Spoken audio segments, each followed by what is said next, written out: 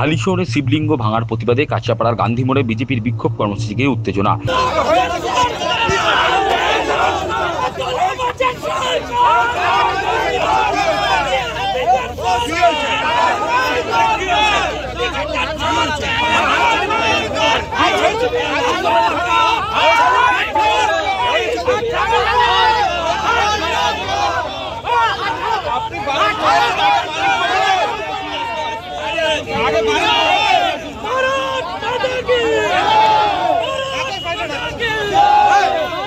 হালিশহর পুরসভার ৯ নম্বর ওয়ার্ডের বৈদ্যপাড়া গঙ্গার ঘাটে রাতের অন্ধকারে শিব মন্দিরে শিবলিঙ্গ ভাঙচুরের ঘটনা ঘটেছে।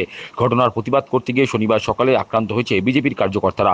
শিবলিঙ্গ ভাঙার ঘটনায় জড়িতদের গ্রেপ্তারের দাবি সহ দলীয় কার্যকর্তাদের মারধরের ঘটনায় জড়িতদের গ্রেপ্তারের দাবিতে শনিবার বিকেলে কাঁচাপাড়া গান্ধী মোড়ের রাস্তায় বসে পড়ে বিক্ষোভ দেখান বিজেপির নেতাকর্মীরা।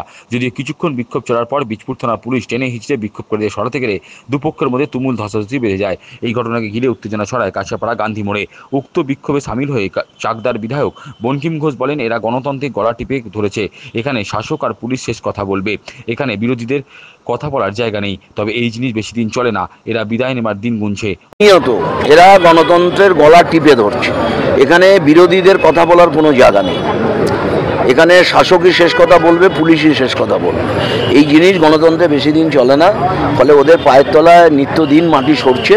ফলে ওরা দিন গুনছে কবে সরকার থেকে যাবে, আর মানুষও তৈরি হচ্ছে। এর বাইরে আর কি বলার আছে। অপরদিকে বিজেপির ব্যারাকপুর জেলার সভাপতি মনোজ ব্যানার্জি বলেন, শিবমূর্তি ভাঙার প্রতিবাদ করায় দলীয় কার্যকর্তাদের পুলিশের উপস্থিতিতে মারধর করা হয়েছে।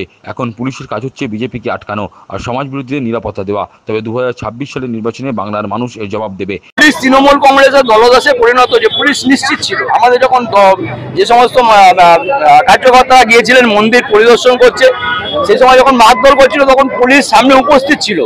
পুলিশ নীরব দর্শকের ভূমিকা ওখানে পালন করেছে। পুলিশ তৃণমূল কংগ্রেসকে উৎসাহিত করেছে যে ভারতীয় জনতা পার্টির কার্যকর্তাদের উপর মারধর করবার জন্য তারা ওখানে নিশ্চুপভাবে দাঁড়িয়েছিল। ঘটনাচক্রে সেটা বলা যেতে পারে যে পুলিশ উৎসাহ প্রদান করেছে। নীরবতা সমর্থনের লক্ষণ।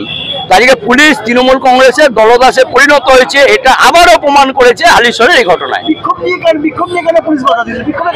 তৃণমূল এখানে পুলিশ তৃণমূলের দলদাসে একেবারে পরিণত হয়েছে। তৃণমূল কংগ্রেসের একটা সেলে পরিণত হয়েছে পশ্চিমবঙ্গের পুলিশ।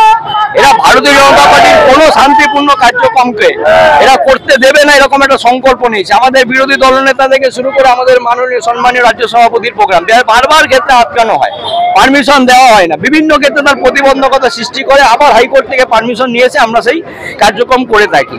তো পুলিশের কাজ হচ্ছে বিজেপিকে আটকানো। পুলিশের কাজ হচ্ছে বিজেপিকে আটকানো এবং যে সমস্ত সমাজ বিরোধী আছে সমাজ বিরোধীদেরকে সংরক্ষণ করা। এটা আজকের পশ্চিমবঙ্গ পুলিশের কাজ হয়ে দাঁড়িয়েছে। মোকাবিলা করবেন? দেখুন, আমরা তো মোকাবিলা করে আসছি, দীর্ঘদিন ধরে এই কাজটা করেছে এবং আগামী দিনেও মোকাবিলা করবো। 2026-এ বাংলার মানুষ সব দেখছেন, বাংলার মানুষের জবাব নিশ্চিতভাবে দেবেন, আমরা আশা রাখছি। এবং 2026-এ এর পরিবর্তন নিশ্চিতভাবে ঘটবে। তৃণমূল কংগ্রেসের সরকার পতন ঘটবে।